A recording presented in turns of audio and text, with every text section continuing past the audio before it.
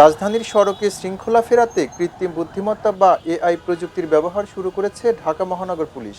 কিন্তু উদ্বোধনের এক সপ্তাহ না পেরোতেই সেই অত্যাধুনিক ট্রাফিক কন্ট্রোল ক্যামেরাই এখন চোর চক্রের টার্গেটে পরিণত হয়েছে। কোটি টাকার প্রযুক্তি চুরি হয়ে যাওয়ায় প্রশ্ন উঠেছে নিরাপত্তা ও নজরদারি নিয়ে।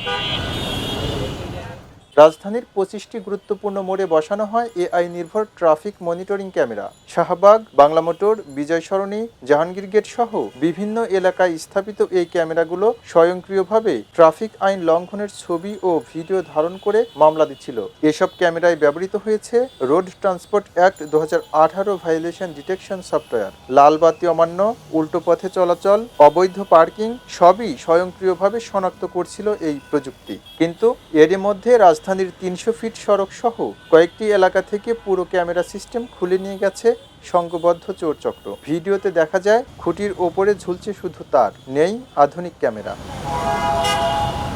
ডিএমপি জানিয়েছে গত এক সপ্তাহেই এআই প্রযুক্তির মাধ্যমে 3 শতাধিক মামলা হয়েছে। সোমবার উত্তরায় নতুন ট্রাফিক সিগন্যাল লাইট উদ্বোধন শেষে ডিএমপি কমিশনার বলেন, রাজধানীকে আধুনিক ও শৃঙ্খলাবদ্ধ করতেই এই উদ্যোগ। মামলা গত এক সপ্তাহে 3 শতাধিক মামলা হয়েছে। এটা আমাদের শুরু। আমাদের লোকজন কাজ করতেছে, আমাদের যারা ইঞ্জিনিয়ার, কম্পিউটার ইঞ্জিনিয়ার তারা কাজ করতেছে।